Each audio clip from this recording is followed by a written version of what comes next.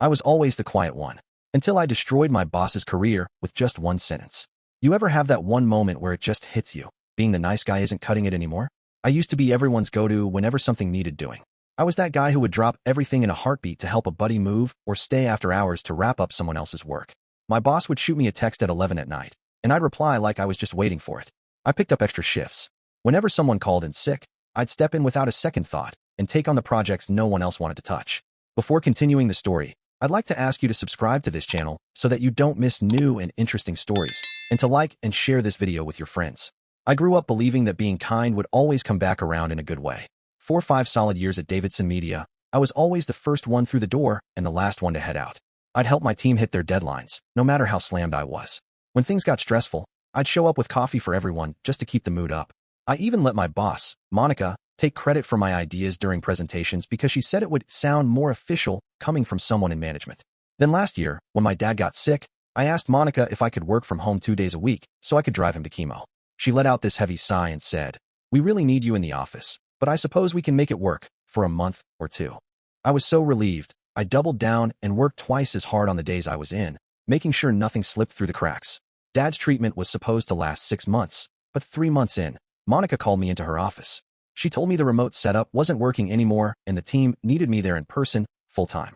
She said it like it had been long enough, like we were past the point of compromise. I tried to explain that Dad was only halfway through treatment, and he had no one else to take him. She just stared at me in silence until I finally looked down and muttered, "I understand." The next week, I drained my savings to hire drivers so my dad could still make it to his appointments. I was worn out, constantly anxious about him, but I still showed up early to work every single day. Then came the Maxwell project, a massive account that could either tank or save our quarter. I poured everything into it. Spent weeks doing research, building the pitch, designing mock-ups, everything. I even skipped one of Dad's chemo appointments just to finish the presentation in time. The day before the big meeting, Monica asked to see what I had. I handed her all of it, my slides, my notes, the whole package. The next morning, I got to the office early, excited to present my work. But when I reached the conference room, it was already packed. Monica was standing at the front, clicking through my slides, pitching my work to the clients. I froze in the doorway, watching her use my exact words, my research, my designs, like they were hers all along. She caught sight of me and smiled like nothing was off. "Oh good," she said. "Brooke, can you grab coffee for everyone? We're just getting started." One of the clients turned to look at me and asked, "Weren't you supposed to be presenting this?" Before I could get a word out, Monica cut in, cheerful as ever. "Oh no, this is my project. Brooke just helped with some of the research. So, yeah, I got the coffee." Then I stood in the back of the room, watching her soak up the praise for everything I built. The clients were thrilled. They signed a 3-year contract, the biggest deal in the company's history. When the execs came down to celebrate, Monica took all the credit. She got a fat bonus. She got promoted. And me? I got a $50 Starbucks gift card. That same night, my dad called me. He had fallen trying to get from the taxi to the front door. He was lying outside for 20 minutes before a neighbor happened to find him. And all I could think was, if I'd just been there. 2 days later, the company threw a big party to celebrate landing the Maxwell deal. Monica was front and center, getting an award, basking in the spotlight. I stood there, clapping with everyone else like nothing was wrong. And then came the moment that made everything stop cold. They announced Monica would now be heading up a brand new division built around the Maxwell account. She gave this long speech about the kind of people she wanted on her team, dedicated, sharp, trustworthy. Then she revealed her first pick, Zach, the guy who had been at the company for 6 months and hadn't lifted a finger on the Maxwell project. I just sat there, stunned, while everyone around me congratulated him like he earned it. Then Monica turned to me, completely unfazed, and said, "Brooke, I'll need those quarterly reports by end of day. I know you won't let me down." Something in me snapped. 5 years. 5 years of saying yes to everything. 5 years of staying late, missing time with my sick father. 5 years of people taking credit for my work. 5 years of being the nice one. I got up, walked straight to the bathroom, and stared at my reflection in the mirror. My hands were trembling. I didn't even recognize the woman staring back at me. That was it. That exact second was when I knew. Being nice just wasn't working anymore. I walked back into that celebration with this strange sense of calm I'd never felt before. It was almost like I was watching it all from outside my own body. I walked up to Monica, who was laughing with the execs about all the plans for the new division. Without even thinking, I tapped her on the shoulder and said, "I need to speak with you. Now." She gave me that fake little smile, the one that said, "Not now, sweetheart. The grown-ups are talking." But I didn't budge. I just stood there, staring at her until the smile started to slip. "Fine. Brooke, what is it?" she asked, clearly annoyed. "I think we should have this conversation in private," I said, and to my surprise, my voice didn't even shake. By then, everyone was watching. She couldn't brush me off without making a scene, So she followed me to a quiet corner. What's so urgent it couldn't wait? She said, checking her watch like my time didn't matter. I want to know why Zach's being put on the Maxwell team, I said. When I'm the one who built the entire presentation, the research, the pitch, every last bit of it. Monica's eyes narrowed just a little, and then that fake smile came right back. Brooke. We've been over this, Monica said, folding her arms like she was settling in for a lecture.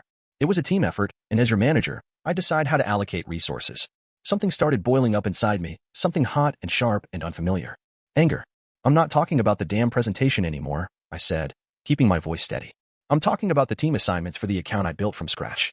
I deserve to be on that team. And then she laughed. Actually laughed in my face. Deserving has nothing to do with it, she said, still smirking.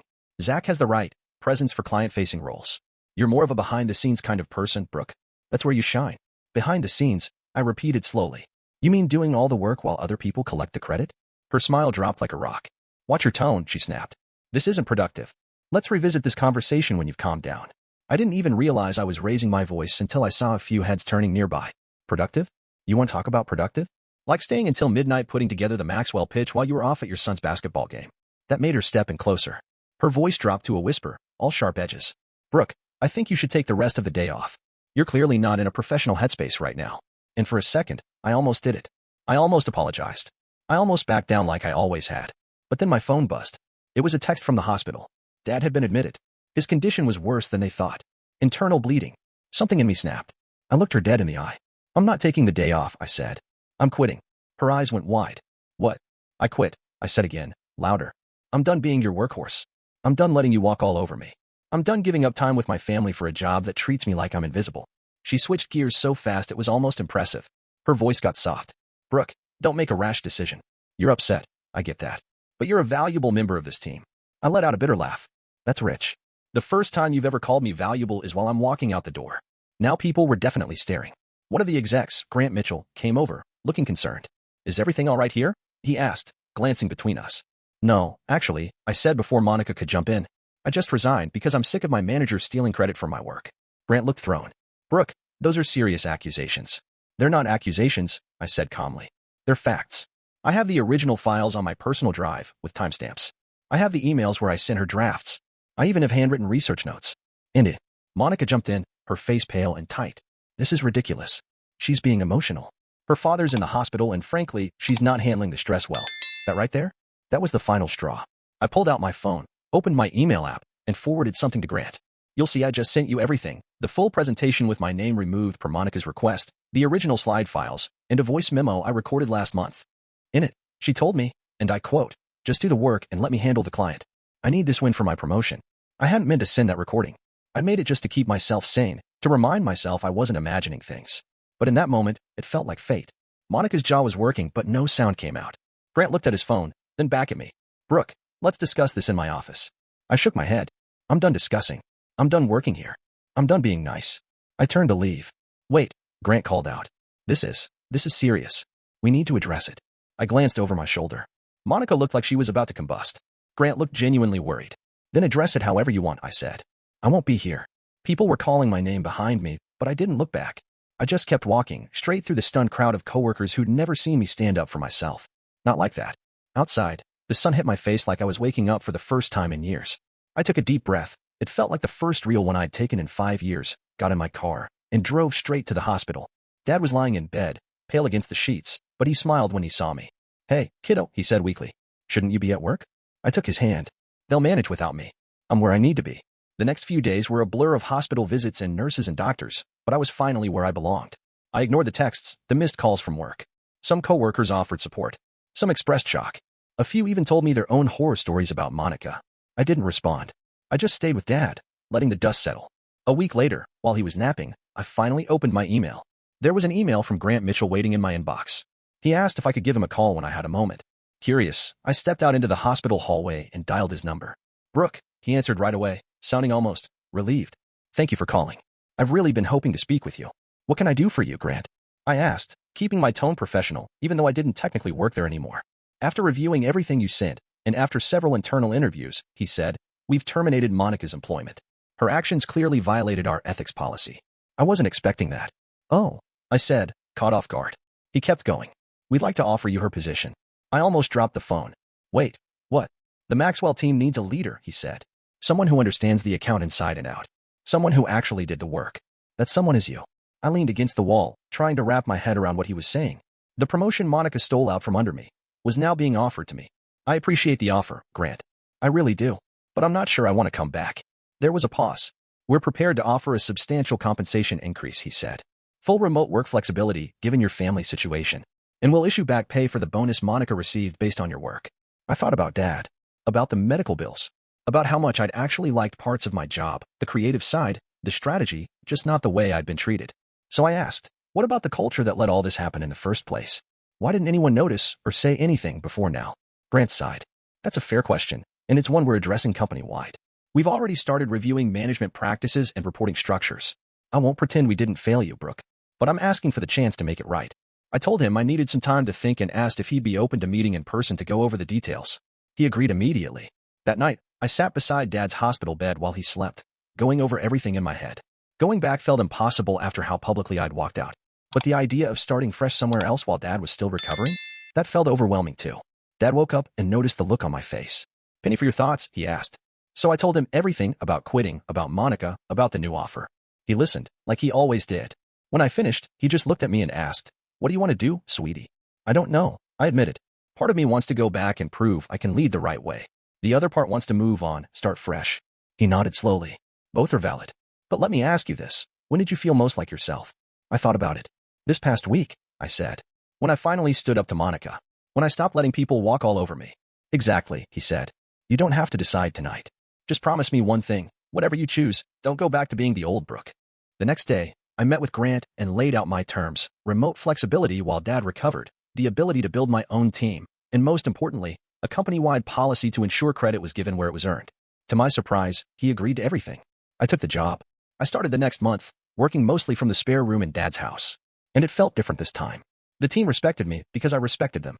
We finished the first phase of the Maxwell project ahead of schedule and under budget. It wasn't all smooth sailing. Some people who had known the old version of me tried to take advantage, assuming I was still a pushover. They learned quickly, I was fair, but I wasn't soft anymore. 6 months later, Dad finished his treatment. The doctors were cautiously optimistic. He was getting better. I had proven myself as a leader and had even received a company-wide innovation award for a new campaign strategy we rolled out. One evening, while I was wrapping up some work in the home office I'd set up in Dad's spare bedroom, he came in and sat down across from me.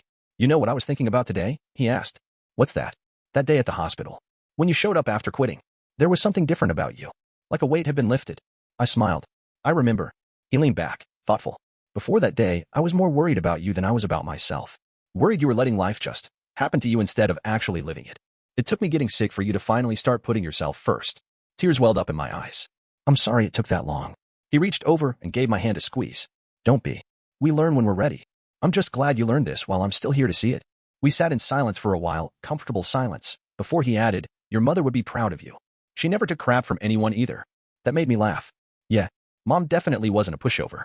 Later that night, I found myself lying in bed, thinking about the person I used to be. The one who said yes to everything. The one who bent over backwards for everyone but herself. I didn't hate her. She was kind, well-meaning, but scared. Scared of conflict. Scared of not being liked. Scared of being alone. The woman I had become wasn't fearless, but she stood her ground. She drew lines. And funny enough, she got a lot more respect than the one who used to beg for it.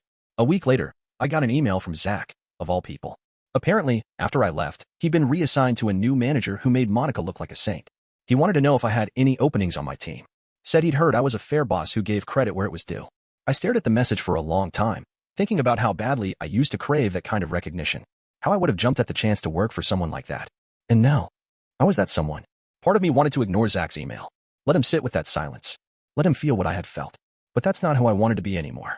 Being nice doesn't mean being a pushover, but it doesn't mean being vindictive either. So I replied. I offered him an interview. I didn't promise anything, but I gave him the shot I wish someone had given me when I was at rock bottom. As I hit send, Dad walked by and handed me a cup of coffee. He glanced at the screen and smirked. You're a better person than I am, he said, chuckling. I'd have told him to kick rocks. I laughed. Maybe I am. Maybe I'm not.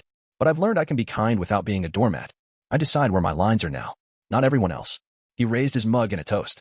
To boundaries, and to the daughter who finally found hers. I clinked mine against his. To boundaries, I echoed, and to not confusing kindness with weakness. It had been a long road, from the woman sobbing in front of the bathroom mirror to the one sitting here now, running a department from her home office with her dad's support just a few steps away. And honestly, I wouldn't trade a second of that journey, not even for the quiet, invisible comfort of always being nice. Because sometimes the kindest thing you can do for yourself is to stop being so damn nice to everyone else. That doesn't mean turning cold. It doesn't mean burning bridges. It just means making space for your own needs, right alongside everyone else's. That moment in the bathroom, when I decided that being nice wasn't working anymore, it wasn't the end of kindness. It was the beginning of self-respect. And as it turns out, those two things can actually exist side by side, if you're brave enough to make space for both. 2 years later, I'm still at Davidson Media. I'm a director now. I built a team that's known for excellence in ethics. Every project we finish includes the names of every single person who contributed, no more invisible labor. We've become the division people actually want to work for. Dad's in remission. He's taken up golf, complains constantly about his swing, and shows up to the office holiday party every year just to tell embarrassing stories about me. It's tradition at this point. Last month, something unexpected happened. Monica applied for a role in my department. She didn't recognize my married name on the job posting, so when she walked into the interview room and saw me, her face went through about 5 different expressions in 3 seconds. I kept it professional, asked the right questions, thanked her for her time. I didn't hire her, not out of spite, but because there were stronger candidates. Candidates who valued collaboration, integrity, the kind of culture we've built and protected. As she was leaving, she paused at the door. "You've changed, Brooke." I smiled. "Yes, I have. Thanks for noticing." She looked genuinely confused. "You're thanking me?" "In a way, yeah," I said. "If you hadn't pushed me to the edge, I might never have found my strength. So in a strange way, you helped me become who I needed to be." She didn't know how to respond to that. She just nodded slowly and walked out. That night, I told Dad about it over dinner. He laughed so hard he slapped his knee. Man, the look on her face must have been priceless. "It was," I said, grinning. "But you know what's funny? I actually meant what I said to her. I am grateful, in a weird way." Dad nodded, more thoughtful now. Sometimes our worst moments lead to our best decisions. And he's right. I still think about that moment in the bathroom. The tear-streaked face. The shaking hands. That gut-deep certainty that something had to change. It was rock bottom. But it was also the foundation I built the rest of my life on. So when people ask me when I decided that being nice wasn't working anymore, I tell them this. It wasn't about stopping being nice.